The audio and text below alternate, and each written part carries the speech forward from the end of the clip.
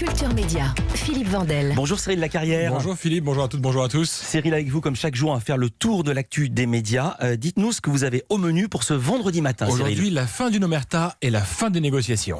Alors vous avez choisi de consacrer aujourd'hui une large part de ce journal des médias à un documentaire exceptionnel consacré à la pédophilie au sein de l'Église que va proposer TF1 dimanche. La fin de l'omerta, c'est le titre de ce doc qui a décidé de s'intéresser à tous ces enfants qui sont devenus adultes et qui décident de prendre la parole pour dénoncer les actes pédophiles commis par des hommes d'église. Que ce soit devant la justice ou en écrivant des livres, ces témoins racontent ce qui leur est arrivé au prix souvent de récits bouleversants. Pour parvenir à ce résultat, il a donc fallu nouer des liens de confiance avec ses victimes. Maude Gangler de CAPA a ainsi mis 9 mois pour boucler son enquête. Louise Bernard l'a rencontrée pour Culture Média. Elle explique la difficulté d'un tel reportage. Même si les victimes ont envie de parler, ça reste tabou, ça reste très douloureux et on n'aborde pas le sujet de la pédophilie dans l'Église comme un autre sujet. C'est-à-dire qu'il y a eu beaucoup de temps hors caméra où je suis allée voir les gens pour faire connaissance, les approcher, savoir s'ils accepteraient de parler. Et on ne met pas la caméra sous le nez de victimes aujourd'hui adultes ou encore enfants, puisqu'on a dans le film des victimes présumées de prêtres qui sont encore mineurs aujourd'hui. Donc il faut du temps pour approcher ces personnes-là et faire un film sensible. Cette enquête est une commande de TF1 qui la diffusera dans sa case Grand Reportage, donc juste après le 13h d'Anne-Claire Coudray dimanche.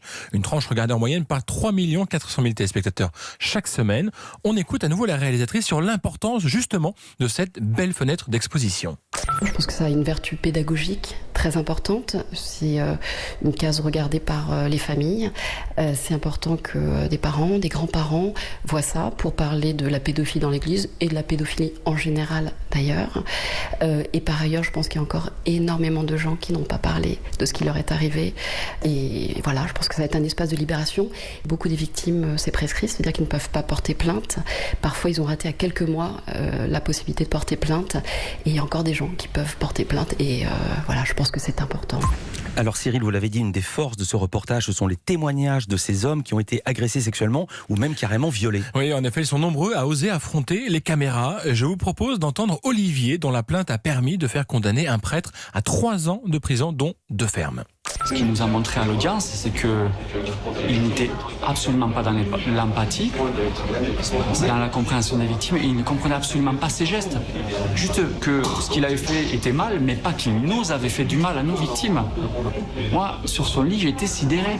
Je ne pouvais plus bouger. J'étais un objet. Alors, forcément, quand on parle de pédophilie au sein de l'Église, on pense à l'affaire qui secoue encore le diocèse de Lyon où le cardinal Barbarin a été condamné en première instance à 6 mois de prison avec sursis pour ne pas avoir dénoncé les agissements d'un de ses prêtres, le père Prénat. Une affaire qui a tout changé, estime Maude Gangler, la réalisatrice du documentaire de TF1, toujours au micro de Louise Bernard. L'affaire Barbarin a tout changé. La parole libérée avec François Deveau et les autres dans l'affaire Prénat a tout changé. C'est-à-dire que moi, les victimes avec lesquelles j'ai parlé ont été enfermées dans le silence pendant des décennies. Et quand je dis des décennies, c'est pas 10 ans, 20 ans, c'est 50 ans pour beaucoup. Et le fait d'entendre François Deveau et les autres, donc dans l'affaire Prénat et Barbarin, ça a déclenché quelque chose chez eux, quelque chose d'extrêmement fort, et ils sont presque tous là dans un mouvement inverse, ce besoin de parler, parce qu'en fait, pour beaucoup d'entre eux, sont des gens qui allaient très mal, des histoires très dures, et il y a ce besoin de libérer qui est vraiment venu avec l'affaire Barbarin Prénat. Oui. Alors l'Église, dans tout ça, comment a-t-elle réagi à ce documentaire? Comment a-t-elle pris l'enquête de la réalisatrice? Il y a eu 2 temps en fait. Il y a eu un premier temps où en fait je souhaitais filmer des initiatives dans certains diocèses et j'ai voulu filmer certaines conférences, et quand je suis passée par certains diocèses, ça a été très compliqué, c'est-à-dire que j'ai eu des noms, des portes fermées ou pas de réponse. Enfin, je me suis un petit peu sentie baladée pendant quelques temps et à un moment donné, je me suis dit que de toute façon le sujet je le faisais avec ou sans l'Église, et en fait je suis passée par la conférence des évêques de France et je leur ai parlé du sujet, et là les choses se sont vraiment débloquées, c'est-à-dire qu'ils m'ont laissé filmer une conférence avec Olivier Savignac, Monseigneur Crépy, qui s'occupe de la lutte contre la pédophilie au sein de l'Église. Dans un second temps, en tout cas, ils m'ont plutôt accompagné dans la démarche. Pédophilie dans l'Église, c'est un documentaire à voir dimanche à 13h30 sur TF1. Je m'adresse aux amateurs de situations chaudes. La chaîne 13e rue lance ce soir un programme qui devrait vous plaire. Une nouvelle série documentaire intitulée Les Négociateurs. Le principe est simple. 13e rue a fait appel à 2 négociateurs anciens du RAID, l'unité d'élite de la police, pour décrypter décrypter tout un tas de véritables prises d'otages et faire comprendre aux téléspectateurs comment se gère ce genre de situation. Une première selon Laurent